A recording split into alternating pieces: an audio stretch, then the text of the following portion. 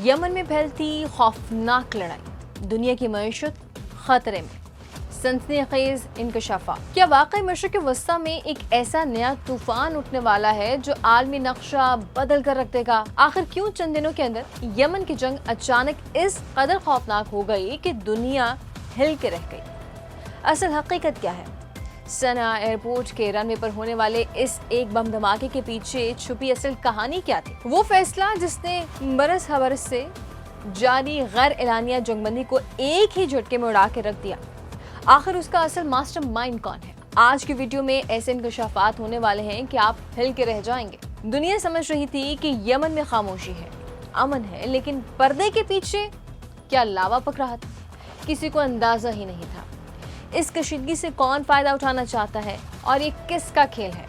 सबसे बड़ा सवाल ये है कि क्या सऊदी अरब अपने पुराने तहादियों को साइड पर करने और नए जोड़ तोड़ पर मजबूर हो चुका है? इस पहलू ने तो पूरे मशरक़ वस्ता के दिफाई माहिरीन को हिला कर रख दिया। अगर आपको लगता है कि यमन की जंग सिर्फ एक सादा सी खाना जंगी है तो आप सख्त गलत फहमी में हैं। आइए सबसे पहले बिल्कुल सादा अल्फाज में समझते हैं कि यमन में असल झगड़ा क्या है और इस वक्त कहाँ किसकी हुकूमत है।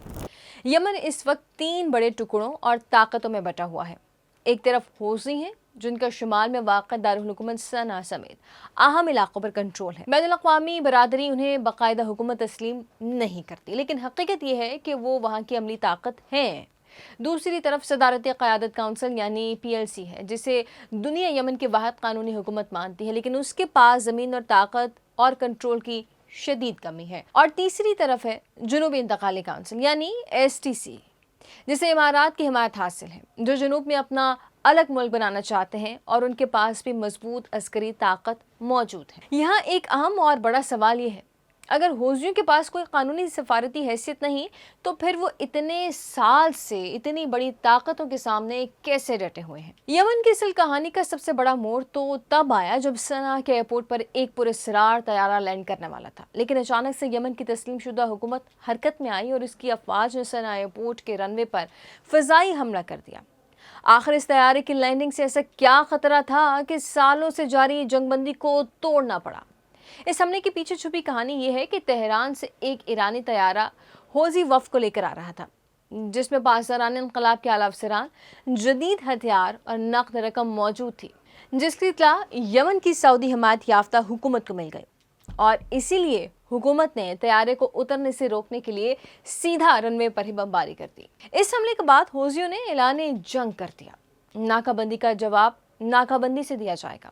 और फिर हौज़ियों ने सऊदी अरब के एबहा एयरपोर्ट पर ड्रोन दाग दिए और बहरा अहमर में सऊदी ऑयल टैंकर पर हमला करके आलमी मईशत को हिला कर रख दिया।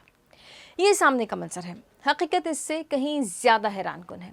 अब यमन में जमीन पर जंग के 5 नए महाज खुल चुके हैं। मारब और अल्जौफ जो तेल के खजानों से भरपूर हैं, हुदैदा की साहली पट्टी, ताज का महाज अल्जाले और हौज़ियों का कला सादा। अगर दोनों तरफ की अस्करी ताकत का मवाज़ना करें तो एक तरफ हुकूमती अफवाज के पास जदीद तरीन जंगी तैयारे, ड्रोन और आलमी अरबों डॉलर्स की हिमायत है, जबकि दूसरी तरफ हौज़ियों के पास कोई फ़िज़ाइया नहीं बल्कि खुदकुश ड्रोन, मिसाइल, सुरंगें और एक जंगी जुनून है। लेकिन इस तनाज़े का एक और खौफनाक पहलू भी है। इस पहलू ने तो हिला के रख दिया है। खलीजी दिफाई माहिरीन अब खुल्लम खुल्ला ये सवाल उठा रहे हैं कि क्या सऊदी अरब को अपनी पुरानी रस्मी हुकूमत को छोड़कर जुनूबी काउंसिल यानी STC को अपना नया मरकज़ी इत्तेहादी बना लेना चाहिए, क्योंकि 10 साल की इमदाद के बावजूद रस्मी हुकूमत हौज़ियों को रोकने में नाकाम रही, जबकि STC के पास ज़मीन पर एक मुनज़्ज़म और ताकतवर फोर्स मौजूद है। इसी लम्हे सऊदी अरब ने इंतहाई चालाकी के साथ डबल गेम खेली। सऊदी अरब किसी एक धड़े को मुस्तरद करने के बजाय दोहरी हिकमत अमली अपना रहा है। वो STC को जुनूब और बाबुल मंदब में सिक्योरिटी का कंट्रोल दे रहा है, जबकि रस्मी हुकूमत को आर्मी बरादरी के सामने कानूनी कागजी कार्रवाई के लिए इस्तेमाल कर रहा है।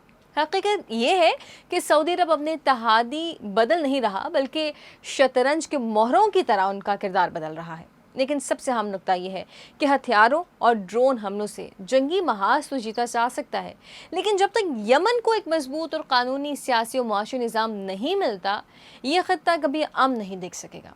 आइंदा दिनों में इन तमाम महाजों पर एक हमगीर और खुरेज ज़मीनी जंग छिड़ सकती है, जो पूरे खलीज को अपनी लपेट में ले लेगी।